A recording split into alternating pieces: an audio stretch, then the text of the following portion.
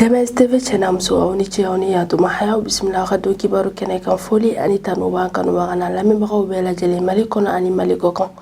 bi sibi hete samuru kalu kle woro samba flan muga anduro hawa don kibaru ne ho ati seli fol ko fe kuna fol ba minu mambulo kulu da ukulu ka ulu do be talike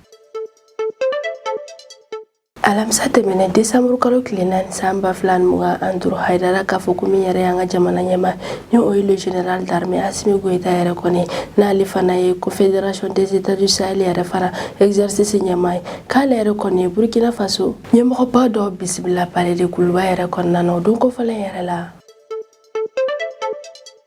ina fa yare bela jele ba kalama chugumi yare la sa on sa décembre kalo kle sabani oye le jura yare be maminu yare konna luka nyana jebe ke odo yare de la oko hukumi yare de la nyaay ka fo mi yanga jamana nyama le général d'armée Assimi Goïta alika evru social ma yare kon tagara ninga de medo yare kon ke kanyasi le jura to min me anga mali jamana yare konna na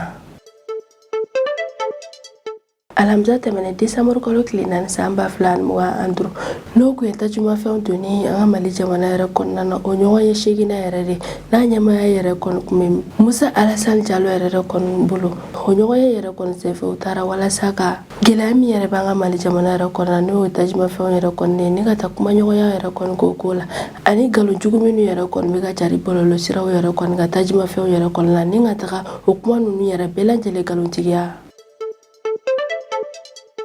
Mali halere kon be fe ka dankari wale jugu hale ni nini jugu bela jelere kon na Mali jamana yere kon nan oko hukumi yere la nyaay ka fo ko Mali premier ministre ni o yere Ablaye Maiga yere kala yere kon ye nyo yen pele do yere kon si nga jamana nyema le général d'armée Assimi Goïta yere tokola nyo yen mi yere kon se fe ni ani Mali dine nyama ko baw bela jelere kon farla nyo nga ninga ta kuma nyo ya kon go ko nunu yere la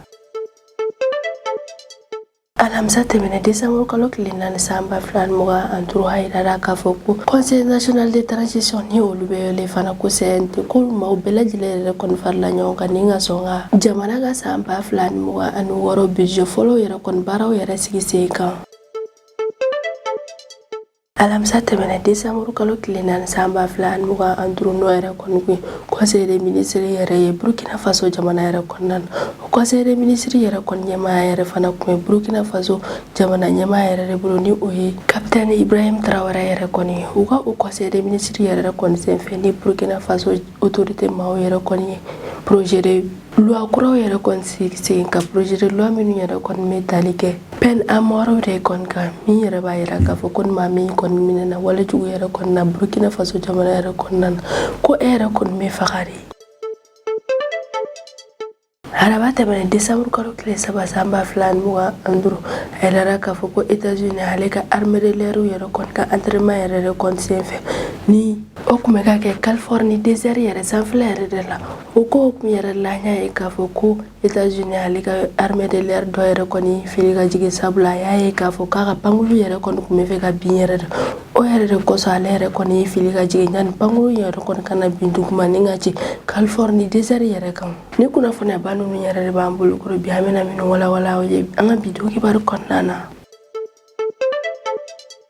alam sate mene décembre kalo klinan samba flan muga andro haidara ka fo kumi yere anga jamana nyama ni le général d'armée Assimi Goïta yere wa farani ale fana confédération des états du Sahel yere fana exercice nyama kala yere koni Burkina Faso nyama ko ba do yere bismillah aga palais présidentiel yere la ni o yere be kuluba Burkina Faso ka délégation mi yere na la Mali yere jamana yere konnana o to ko basé basolma ni ale yere président de la commission nationale de l'alliance des états du Sahel de Burkina Faso yere halenaka danka yere de nanani o le colonel major Yelemu Ernest yere de ni ma flanu yere na Mali jamana yere konnana wala sakana uga jamana nyemani o yere capitaine Ibrahim Traoré aleka chikando de di Mali jamana nyema le général d'armée Assimi Goïta yere ma uga nyogo yere kon ko fe basé basolma alere kon yi ayra ka foko chika mi yere kon tira ko ye balmaya aleni kelenya yere de wo fana ba ira ka foko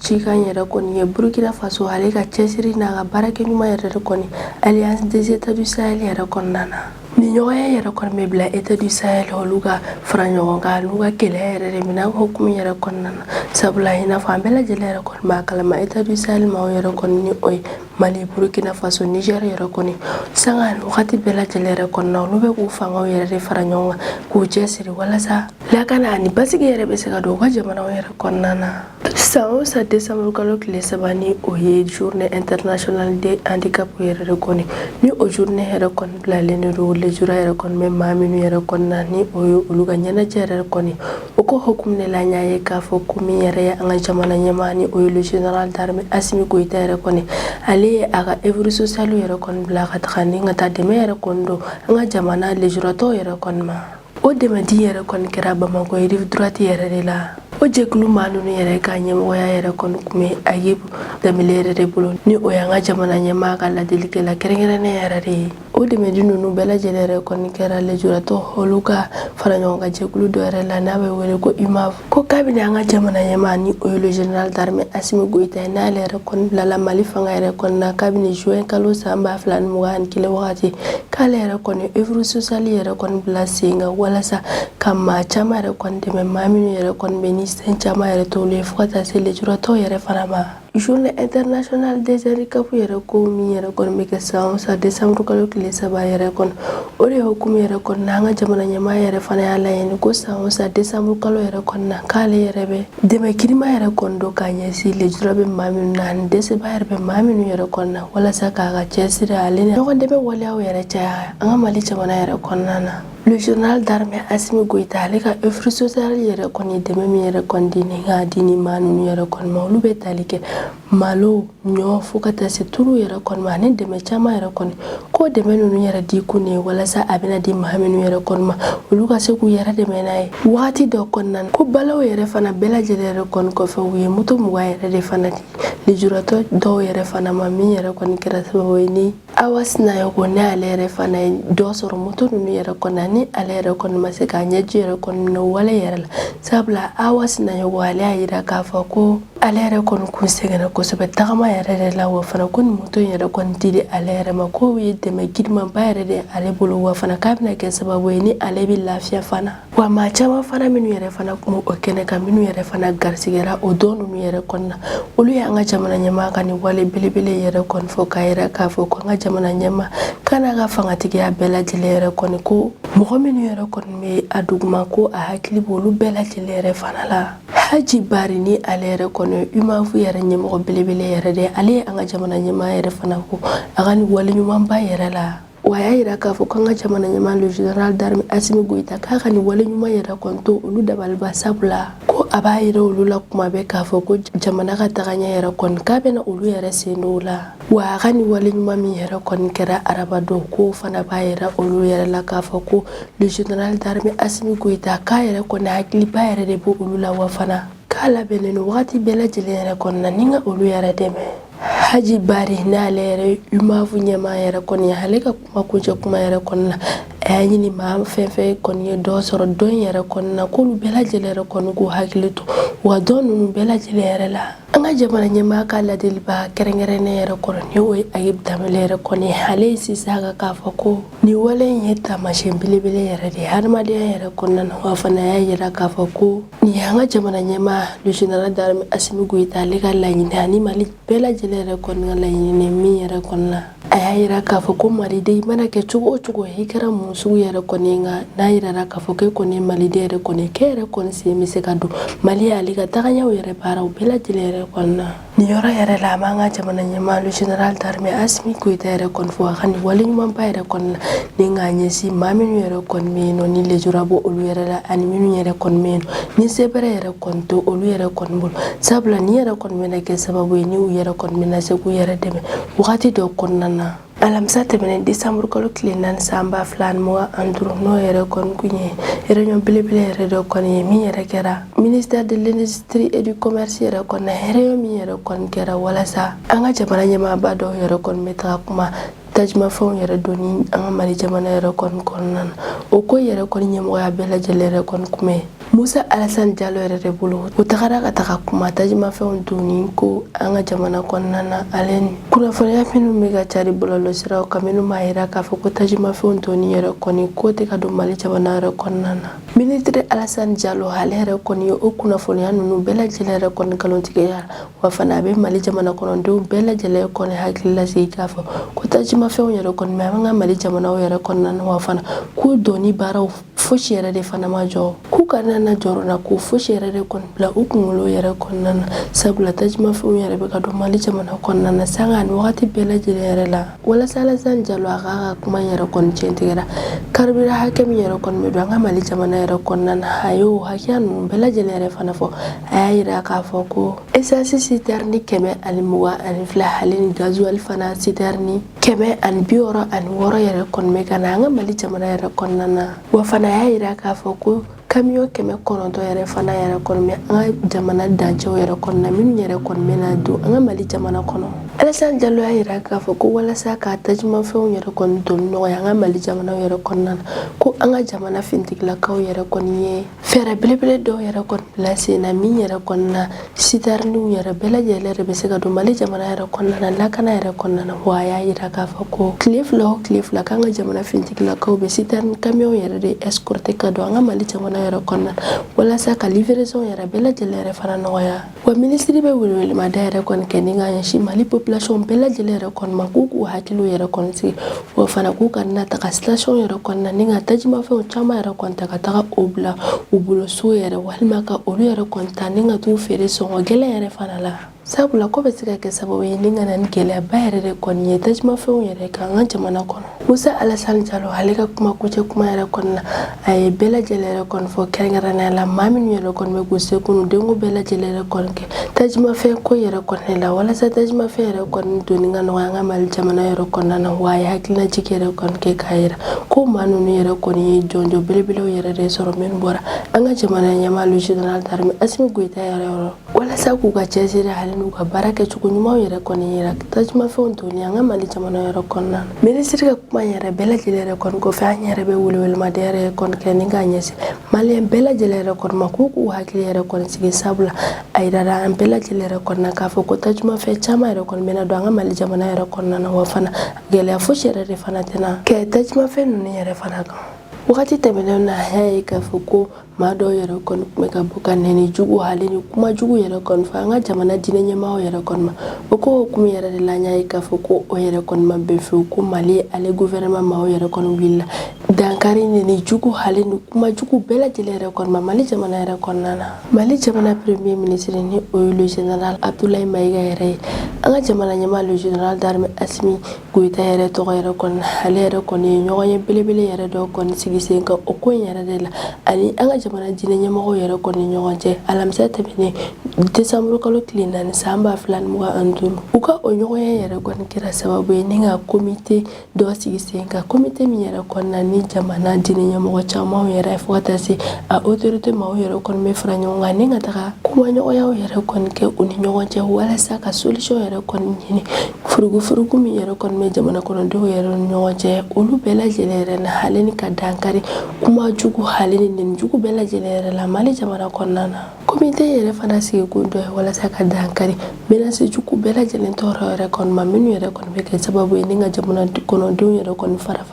le général Abdoulaye Maïga ale yɛrɛ kɔni y'a yira k'a fɔ ko komite yɛrɛ kɔni bɛna sigi sen kan ni diinɛ ɲɛmɔgɔ bɛɛ lajɛlen yɛrɛ kɔni ka participation yɛrɛ de wa fana y'a yira k'a fɔ ko diinɛ ɲɛmɔgɔ yɛrɛ kɔni bɛna jɔyɔrɔba yɛrɛ de sɔrɔ o komite yɛrɛ kɔnɔna na. Premier ministre kɔni ale ka kuma yɛrɛ kɔnɔna na a ye sisan ka kosɛbɛ k'a fɔ k'u kan k'u cɛsiri kosɛbɛ ka solution bɛɛ lajɛlen yɛrɛ kɔni ɲini wa fana ko solution yɛrɛ kɔni mana bɔ maa o maa yɛrɛ kɔni na ko yɛrɛ kɔni ka diya olu ye ko solution mana bɔ maa o maa yɛrɛ kɔni fan fɛ k'olu yɛrɛ kɔni bɛ o solution yɛrɛ kɔni ta ni ka o labaara ka d'a kan ko ni solution yɛrɛ kɔni bɛ se ka kɛ sababu ye ni ka basigi hali ni lakana yɛrɛ kɔni don jamana yɛrɛ kɔnɔna na walima furugufurugu minnu yɛrɛ bɛ jamana kɔnɔdenw yɛrɛ ni ɲɔgɔn cɛ ni ka olu bɛɛ lajɛlen yɛrɛ kɔni ma k'olu yɛrɛ kɔni bɛ sɔn o solution bɛɛ lajɛlen yɛrɛ kɔni ma wa a ye hakilinajigi yɛrɛ kɔni kɛ k'a fɔ ko politiki maaw yɛrɛ kɔni bɛna jaabi telimanba yɛrɛ kɔni kɛ k'a ɲɛsin maa minnu yɛrɛ kɔni bɔra ni ka kuma jugu hali ni jugu yɛrɛ kɔni kɛ ni k'a ɲɛsin an ka jamana diinɛ ɲɛmaaw yɛrɛ ma. Général Abdoulaye Maïga ale ka kuma bɛɛ lajɛlen yɛrɛ kɔni kɔfɛ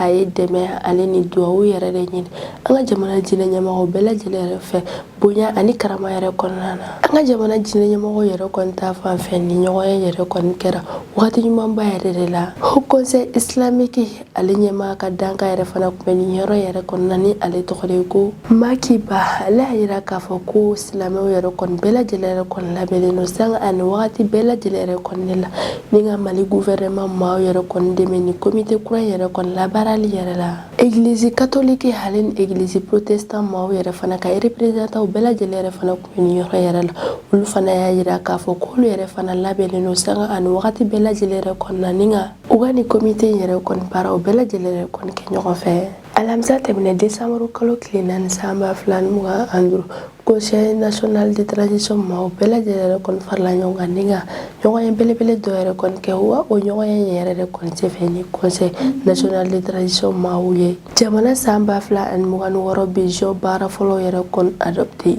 O ɲɔgɔnye belebele yɛrɛ kɔni kɛra Centre international de conférence de Bamako yɛrɛ la ni a ɲɛmaaya yɛrɛ kɔni kun bɛ Malick Thiaw yɛrɛ de bolo. Ko ni projet de budget yɛrɛ kɔni ko nafaba yɛrɛ de b'a la Mali jamana yɛrɛ kɔnɔna na sabula a bɛna kɛ sababu ye ni ka jamana ka dépenses a n'a ka finances baaraw bɛɛ lajɛlen yɛrɛ kɔni kɛ ka ɲɛ. Ko projet de budget yɛrɛ kɔni kuma kun fɔra Conseil des ministres dɔ yɛrɛ kɔni senfɛ min yɛrɛ kɔni kɛra septembre kalo tile 26 san 2025. A kuma yɛrɛ fɔlen CNT membres bɛɛ lajɛlen yɛrɛ de sɔnna o projet kura yɛrɛ kɔni ma. K'u ye sɛbɛn kura min yɛrɛ kɔni adopté k'o bɛ Mali ka san 2026 dépenses n'a recettes bɛɛ lajɛlen yɛrɛ kɔni yira. Mahamadou Touré ale kɛ to ka budget yɛrɛ kɔni yira a y'a yira k'a fɔ ko Mali ka san 2026 budget bɛɛ lajɛlen yɛrɛ kɔni wari k'a bɛ ka bɔ Mali jamana yɛrɛ kɔnɔ. Wa a y'a yira k'a fɔ ko jamana sɔrɔko yɛrɛ kɔni ko o basigilen yɛrɛ de don ko wa fana ko juru minnu yɛrɛ bɛ Mali jamana yɛrɛ kɔnɔna ko juru ninnu k'u y'o baaraw bɛɛ lajɛlen yɛrɛ fana maîtriser. Wa a tilala tuguni k'a fɔ ko jamana yɛrɛ kɔni kɔnɔna na ko minɛnw yɛrɛ sɔngɔw yɛrɛ tɛna yɛlɛ fewu sabula ko 100 sara yɛrɛ kɔnɔna la ko ni minɛnw yɛrɛ kɔni sɔngɔ bɛ yɛlɛ k'a tɛ tɛmɛ. Ko CNT membres bɛɛ lajɛlen yɛrɛ kɔni kɛlen ka so ni budget kura yɛrɛ kɔni ma ko b'a yira k'a fɔ ko CNT membres yɛrɛ kɔni bɛ ka baara kɛ ni responsabilité yɛrɛ de ye wa fana k'u yɛrɛ bɛ ka baara kɛ walasa ka jamana nafa sɔrɔ siraw yɛrɛ fana caya. O y'a yira k'a fɔ ko décembre kalo tile 8 nata san 2025 ko u ka ni projet de budget yɛrɛ kɔni partie filanan yɛrɛ kɔni ɲɛfɔli bɛna kɛ o kan. Sabula o partie fila yɛrɛ de kɔni bɛna ɲɛfɔliba yɛrɛ kɔni kɛ an ye cogo min yɛrɛ kɔni la wari ninnu yɛrɛ bɛ ka labaara cogo min yɛrɛ la politikiw kɔnɔna na. An bɛ wagati min na i n'a fɔ ko bi projet de budget kura yɛrɛ de kɔni sigira an ka Mali jamana yɛrɛ kɔni kɔnɔna na min yɛrɛ bɛna kɛ sababu ye ni an ka jamana finances ni a dépenses baaraw bɛɛ lajɛlen organiser. Sisan an bɛ tɛmɛ n'an ka jamana ko kan kibaruw ye. Alamisa tɛmɛnen décembre kalo tile 4 san 2025 n'o yɛrɛ kɔni kun ye Conseil des ministres yɛrɛ de ye Burkina Faso jamana yɛrɛ kɔnɔna na. Conseil des ministres min yɛrɛ ɲɛmaaya kun bɛ Burkina Faso jamana ɲɛmaaya yɛrɛ bolo ni o ye capitaine Ibrahim Traoré yɛrɛ de. O Conseil des ministres yɛrɛ de kɔni senfɛ ni Burkina Faso yɛrɛ olu ye projet de loi kura dɔw yɛrɛ sigi sen kan projet de loi minnu yɛrɛ bɛ tali kɛ peine à mort hali ni amadi girimaw yɛrɛ de kɔni kan. Burkina Faso ka ministre de justice yɛrɛ ka kɔrɔfɔla n'ale tɔgɔ de ko Edaso Rodrigue Bayala. Ale y'a yira k'a fɔ ko nin réforme kura yɛrɛ kɔni bɛ tali kɛ fɛɛrɛ kuraw yɛrɛ de kɔni sigili sen kan minnu yɛrɛ bɛna kɛ sababu ye ni u ka jamana kiritigɛ ko yɛrɛ layiriwa kosɛbɛ. K'u ka ni projet de loi kura yɛrɛ sigili sen kan ko kun ye walasa ka u ka jamana kiritigɛ baaraw bɛɛ lajɛlen yɛrɛ kɛ ka ɲɛ hali ka jamana kɔnɔdenw yɛrɛ fana bali walejugu bɛɛ lajɛlen yɛrɛ fana la. Burkina Faso ka ni réforme kura in b'a yira k'a fɔ ko ni Burkina Faso jamana kɔnɔden fɛn fɛn yɛrɛ kɔni minɛna trahison yɛrɛ la walima haute trahison de la ni o de kɔni ka walejugu yɛrɛ kɔni kɛ ka ɲɛsin jamana yɛrɛ ma walima ko i yɛrɛ kɔni minɛna k'a fɔ kɛ yɛrɛ de jatigɛ wale dɔ ye Burkina Faso jamana yɛrɛ kɔnɔ fo ka taa se espionnage yɛrɛ kɔni ma ni o de ye ka Burkina Faso jamana fintigilakaw walima ka Burkina Faso jamana kumaba dɔ yɛrɛ kɔntan ni ka taa ɲɛfɔ jamana wɛrɛw yɛrɛ kɔni ye ko e yɛrɛ kɔni bɛ jalaki ni peine à mort yɛrɛ de n'o de ye k'i yɛrɛ faga siɲɛ kelen. U ka code kura yɛrɛ fana kɔnɔna na Burkina Faso yɛrɛ kɔni y'a yira Burkina Faso jamana kɔnɔdenw n'a autorités bɛɛ lajɛlen yɛrɛ kɔnɔna k'a yamaruyalen yɛrɛ kɔni tɛ k'a fɔ k'u bɛ kasoladen yɛrɛ kɔni ta ni ka taga bila jamana foroba baaraw yɛrɛ kɔnɔna k'o fana bɛ jate walejugu dɔ yɛrɛ de ye. U ka loi kura yɛrɛ fana kɔnɔna na a yirala k'a fɔ ko ni maa fɛn fɛn yɛrɛ fana minɛ infraction yɛrɛ la Burkina Faso jamana yɛrɛ kɔnɔna na k'e bɛ amende yɛrɛ fana sara fɔlɔla ko Burkina Faso amende yɛrɛ kɔni tun bɛ tali kɛ 50,000 yɛrɛ de kan nka sisan yɛrɛ kɔni ko ni mɔgɔ fɛn fɛn minɛna infraction yɛrɛ la Burkina Faso jamana yɛrɛ kɔnɔna na k'e bɛ se fɔ wari 100,000 yɛrɛ de sara Burkina Faso jamana ye. Ministre Bayala ale y'a yira tuguni k'a fɔ ko u ka siraban ka infraction yɛrɛ fana ko caman yɛrɛ fana la olu ka amende yɛrɛ fana kan ko sabula ko n'i y'a ta k'a lajɛ ko Burkina Faso jamana yɛrɛ kɔnɔna sirabaw yɛrɛ kɔni kan ko kasara jugu minnu yɛrɛ kɔni bɛ kɛ yen nɔ ko 100 sara yɛrɛ kɔnɔna ko 95 yɛrɛ kɔni bɛ bɔ bolimafɛntigiw yɛrɛ de la. Wa ministre y'a yira tuguni k'a fɔ ko Soroko yɛrɛ ta fanfɛ ko ni mɔgɔ fɛn fɛn yɛrɛ minɛna Burkina Faso jamana yɛrɛ kɔnɔna na k'a fɔ k'e de minɛna jamana foroba wari dunni na walima ka yurugu yɛrɛ kɔni kɛ ko e yɛrɛ ka wari tata yɛrɛ tɛmɛna sefa wari miliyari 5 yɛrɛ de ma walima k'i ye fɛn min yɛrɛ kɔni ta min yɛrɛ jamana yɛrɛ tɛ ni o sɔngɔ yɛrɛ fana bɛ sefa wari miliyari 5 yɛrɛ fana bɔ k'e yɛrɛ bɛ se k'i si tɔ yɛrɛ bɛɛ lajɛlen yɛrɛ kɔni kɛ kaso la Burkina Faso jamana kɔnɔ. Minisiri ka kuma kuncɛ kuma yɛrɛ kɔnɔna a y'a yira k'a fɔ ko u ye projet kura min yɛrɛ kɔni ta sisan ko projet yɛrɛ kɔni bɛna taga Burkina Faso Assemblée législative de transition yɛrɛ kɔni na k'o bɛɛ lajɛlen yɛrɛ kɔni kɔfɛ k'u bɛ sɔrɔ ka o sariya ninnu yɛrɛ kɔni sigi Burkina Faso jamana kɔnɔ. Araba tɛmɛnen décembre kalo tile 3 san 2025 a yirala k'a fɔ ko États-Unis ale ka armée de l'air ka entraînement dɔ yɛrɛ kɔni senfɛ min yɛrɛ kɛra Californie désert yɛrɛ sanfɛ ko États-Unis ale ka pankulubolila dɔ yɛrɛ kɔni sera k'i fili ka jigin ka bɔ a ka pankulu yɛrɛ kɔnɔna na sabula a y'a ye k'a fɔ ko pankulu tun bɛ fɛ ka bin o yɛrɛ de kɛra sababu ye ni a yɛrɛ kɔni y'i fili ka jigin ka bɔ pankulu yɛrɛ kɔnɔna na o kɔfɛ pankulu yɛrɛ kɔni ka sɔrɔ ka bin Californie désert yɛrɛ sanfɛ. O laseli belebele yɛrɛ kɔni kɛra base aérienne de Nelly de Nevada yɛrɛ de fɛ a ka communiqué yɛrɛ dɔ senfɛ. A ka communiqué ninnu kɔnɔna na a y'a yira k'a fɔ ko wale yɛrɛ kɔni kɛra nɛgɛ kanɲɛ 10 tɛmɛnen ni sanga 45 yɛrɛ kɔni ko wagati yɛrɛ kɔni na k'o y'a sɔrɔ ko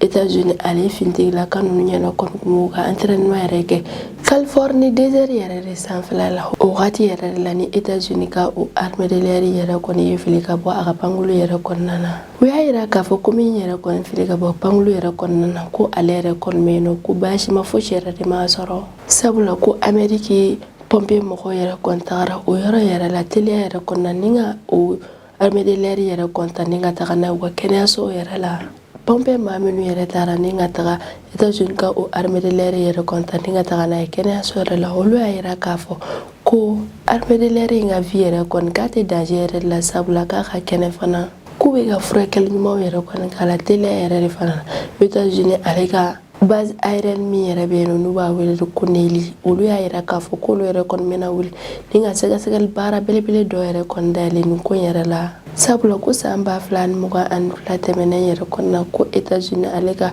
pilote de la marine dɔ fana yɛrɛ sara avion dɔ fana binni yɛrɛ sababu la o désert Californie yɛrɛ fana yɔrɔ la ko yɛrɛ de kosɔn k'olu yɛrɛ kɔni y'a yira k'a fɔ k'u bɛna wuli ka sɛgɛsɛgɛli baara dɔw yɛrɛ kɔni kɛ nin ko in yɛrɛ la sabula a b'olu yɛrɛ kɔni bolo k'a fɔ ko nin ko in yɛrɛ kɔni tɛ ko jɛlen ye k'a bɛ se ka kɛ ko maa dɔ yɛrɛ kɔni bɛ nin ko in yɛrɛ bɛɛ lajɛlen yɛrɛ kɔfɛ. Ni ne bɛ da sigi an ka bi don kibaru kan an kanubaga na lamɛnbagaw bɛɛ lajɛlen fɔ Mali kɔnɔ ani Mali kɔ kan aw k'an bɛn a ɲɔgɔnna wɛrɛ ma.